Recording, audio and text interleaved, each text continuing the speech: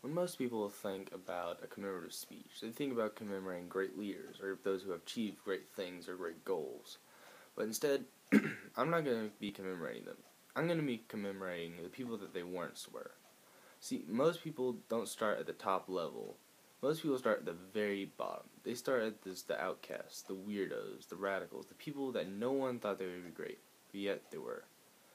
Examples of this are Albert Einstein, Van Gogh, and Abraham Lincoln.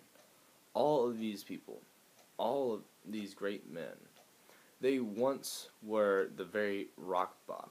You could not get any lower than them. But today, everyone in the world knows about them. Albert Einstein, when he first began at school, he was picked on a lot because he had an oversized head. And not only that, but he wasn't the best at school.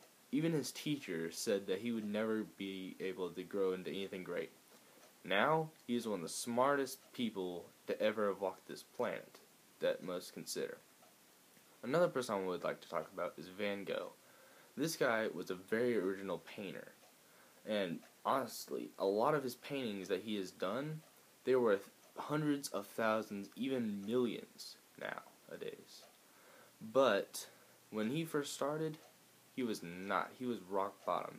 He was selling his paintings for about 5 cents in American dollars. But nowadays they were so much, and people back then, when they first looked at his paintings, they were like, he was crazy. Honestly, he had a mental illness. But people back then, when they looked at his paintings, they said, "This is rubbish. Who would buy this?" He eventually even committed suicide because he could not sell any of his paintings, and his mental illness got the best of him. But now, after his death, his paintings are worth even millions. The last person I would like to talk about is Abraham Lincoln. This guy was a failure. He failed at a business venture. 2, in fact. He failed at several elections for several political offices. He even had a nervous breakdown. And people all over the world, or all over the country, were like, who is this guy? Why doesn't he just quit? He's failed so many times at becoming an officer. He's failed so many times at becoming a businessman. He has failed so many times at so many different things. But you know what he did? In 1860, he was elected the 16th President of the United States. It is even considered today to be one of the best presidents to ever be in that position. So,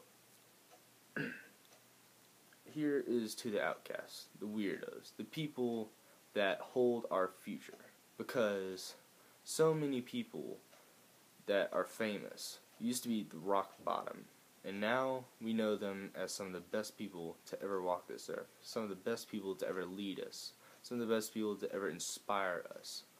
Some of the best people to ever be in our presence as humans. But because they persevered, they lived on to be some of the best people that we know. So, here's to the outcasts, the radicals, the ones that went against the flow. To every one of you, we salute you.